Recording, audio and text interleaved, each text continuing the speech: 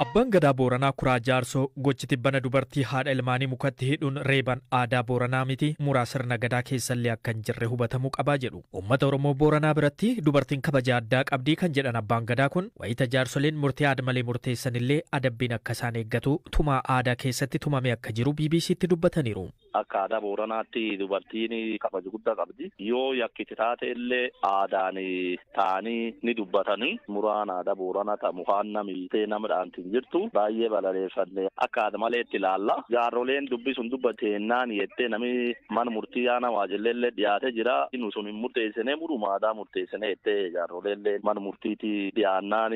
Jaarroleen kun miseensa gumii gadaa keessaniiti waan akkasii irratti namni rakkoo uume yookiin yoo dogoggora hojjete akkamitti sirreessa yoo jaarroleen kun immoo gumii keessan hin taane waanni kun maqaa gadaa balleessa maqaa aadaa balleessa waan ta'eef isa kan akkamittiin ilaaltan isin? Eenulleen namni seera gadaa irra goree akkuma Booranaattu seerii aadaa kattiin bulanii adoo seerii mootummaa jiru seera gumii gaayooti. Namni muraa seera gumiin gaayotum sun jallise ka adabamu hin godhani. Nama aadaa kan kee jirmiseensa kenna sila akka jaarrummaa laalanii dubbitana nu karaa gadaatiin laallee jaarrummaan nama yakka qabu yakkitti murru barbaanne warsun qaxaroon ardhaachii yaamanii hidhuu jirani. Wabiidhaan ba'an kan jedhani. Guyyaan qaxar warra waan taateef wabiidhaan duraan ba'anii turanii amma deebi'anii hidhamanii jirani.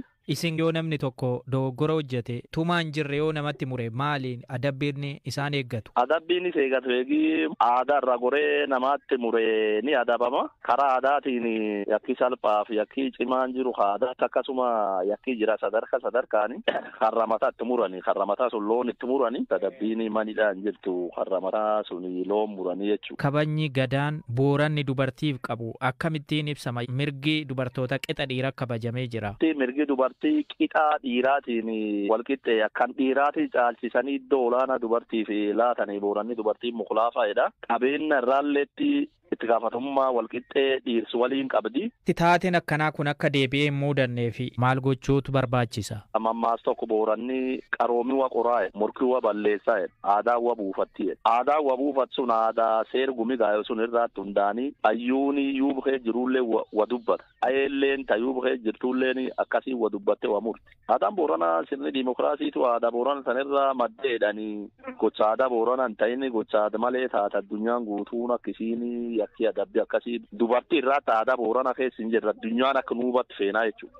Godaantonni Itoophiyaa Saawud Arabiyaatti meeshaa waraanaa fi qoricha sammuu namaa doochuu daddabarsitaniittuu jedhamuudhaan hidhaman waggaa dheeraan itti murtaa'ee ture dhiifamaan gadhiifamanii biyyatti deebi'uudhaaf rakkachaa jiraachuu BBC'tti himaniiru. Bakka dhiphaa tokko keessa godaantonni 270 ta'an nyaataa fi wal'aansa fayyaa osoo hin argatin turuu dubbatu. Waggaa ja'aaf Saawud Arabiyaa jiizanitti hidhamee kan ba'e beeltuu kurkuruu.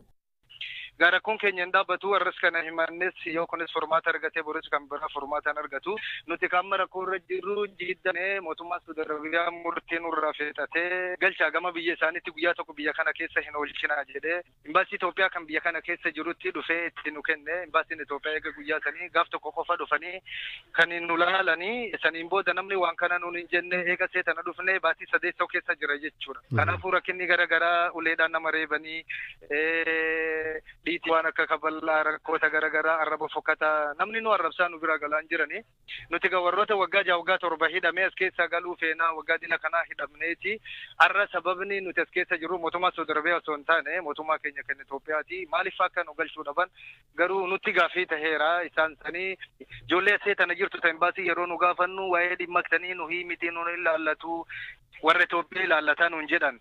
Dokumentiin qabnu nuti jalqaballee warroota seeraan ala biyya kana dhufee meeshaa kotorbaandiitiin kan qabamne waggoota dheeraa hidhamnee turre quba qaba mootummaan Itoophiyaalleeti warroonni amma deengadda dakatti murtii du'aatti kennanii isaan lamaan qajeefaman suni nu isaan wajjin achi turre isaanuma bira baanee dhufnee gaas keessa turre kanaafuu akka mootummaan Itoophiyaa furmaata nu godhu jenneetti iyyanna.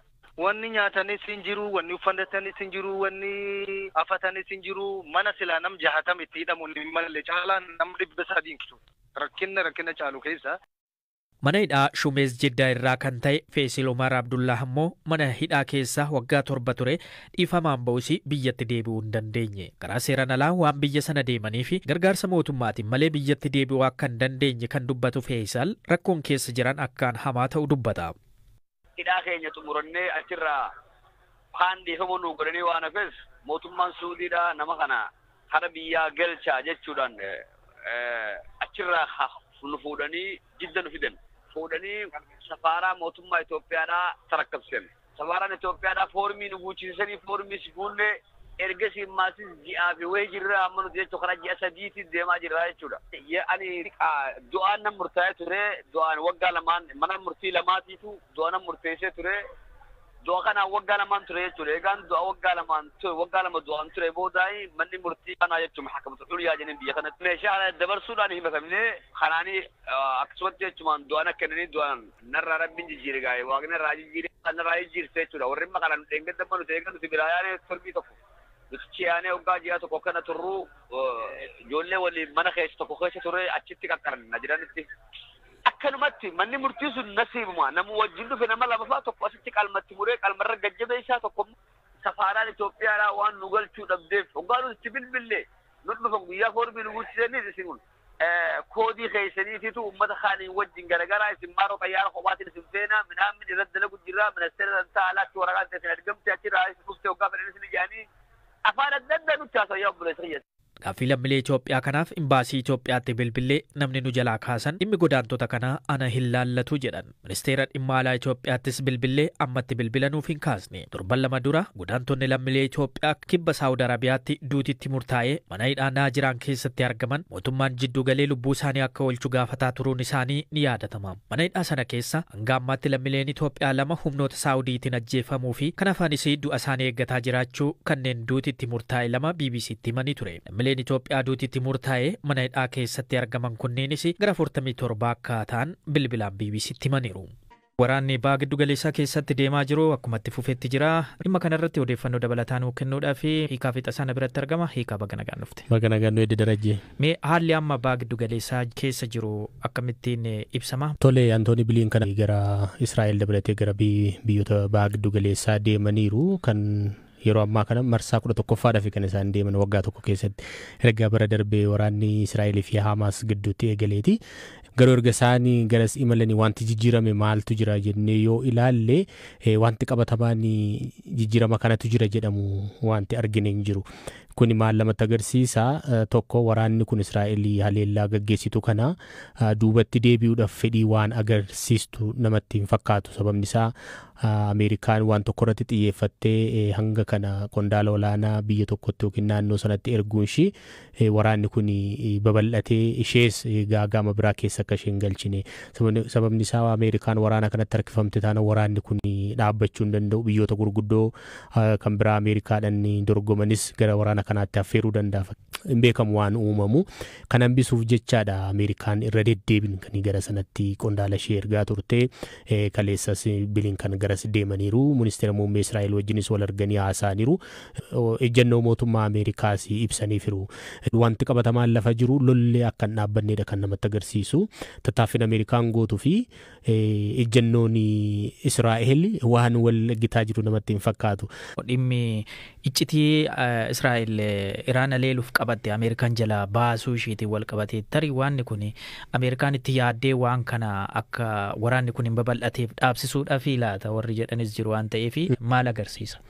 An akkanatti fakkaatutti Ameerikaan akka poolisiitti akka tarsiimootti itti yaaddee iccitii Israa'el kana hin baasteedha yaadu. Iccitiin Israa'el isaa ta'u kan Ameerikaa kan bahee yeroo jalqabaa fi miti kana duras iccitii Ameerikaa kanumti biyya isheetitu yeroo garaagaraatti jalaa bahaa ture kan CIA opereeshinii isaan biyyoota garaagaraa keessatti gaggeessan waan isaan biyya biraa keessatti gochuuf qindeessan akkamitti akka biyyoota Awurooppaa basaasan namoonni ishee namoonni Ameerikaa jalaa baasaa turan ifatti isaa ta'u dhoksaatti. Kan biraa dhimma Hamaasii fi Hezbollah irra darbee dhimma Huutuuti. Eeyyamma Axis of Resistance yookiin immoo tumsa warraaqsaa warri jedhamanii warri Iraaniin keessa addumatti Iraaniin deeggaramanii jajjaboo sadiitu jiru. Isaanis Hamaas, Hezbollah fi Huutiidha. Amma Hamaasii fi Hezbollaan almost gara dadhabuutti kan isaan jedhanii. Amma kana fi jabaadha jedhamee kana fi Yaman keessatti kan jiru humna Huutiiti. Humni Huutii kuni humna jabaadha. Biyya Yemen harka caalaa kan bulchuudha. Humna lafoo fi humna misaa'ilota jajjaboo Iraan irraa fudhatu qaba. Akkanatti fakkaatutti akka Hizbolla fi akka Hamaasitti Israa'el wajjin fuula walitti bahee waliin lolu. Huutiin sababni isaa tokko walirraa fageenya daangatu jira. Isaan kun daangaa qooddatu walitti dhiyoo jiru. Kan isaan gochuu danda'anii fageenya irraa wal haleeludha. Israa'el xayyaarota ishee fayyadamtee haleeltis beekti si'a lama. Huutiin immoo misaa'ilota gara Israa'elitti furguggisuudha. Yaadattoo ta'e waggaa darbe keessa misaa'ilota hedduu fi diroonota hedduu gara Israa'el dhukaasee ture. Kanaaf akka kana duraa hin dhaadata haleellaan gaggeessa jedha darbee diroonii fi misaa'ileen erga garuu akka kana dura humna guutuudhaan Israa'elitti diroonii fi misaa'ileen erga hidhee yaadu. Tarii haleellaan Huutiin dooniiwwan irratti geessisu kun dinagdee addunyaa irratti dhiibbaa akkamii geessisa jechuu dandeenya? Inni dhiibbaa guddaa geessiseera. Inumaayyuu Israa'el irra dhiibbaa inni geessise caalaa dhiibbaa inni addunyaa irra geessisetu caala kan Huutii. Sababni isaa daldala galaana irraa harki 15 addunyaa irratti kan gaggeeffamu galaana diimaa irratti. Erga bara darben kololeessa 7 Israa'el fi Hamaas lola jalqabanii asii dooniiwwan 100 haleelera Hezbollaan. Dooniiwwan kana maaliif haleela? Michuu Israa'elii jedheeti. Sababni isaa michummaa Hamaasiif lolaa jira waan ta'eef warra michuu Israa'el ta'an dooniiwwan biyyoota garaagaraa Israa'eliif hojjetan kaampaanii Israa'el wajjin hidhata kan qaban kan biyyoota kanaan haleela jedhe garuu irra jireessi isaa maalidha? Kaampaanii Israa'elotaa miti yookiin immoo dooniiwwan kun doonii Israa'elii wal qabatanii miti hedduun isaanii kan Israa'el wal qabatan jiru muraasni garuu hedduun haleelaman keessa kan biyyoota akka Giriikii fa'aa hedduudha. Israa'el wajjin tasuma kan hidhata hin qabne hedduutu ture.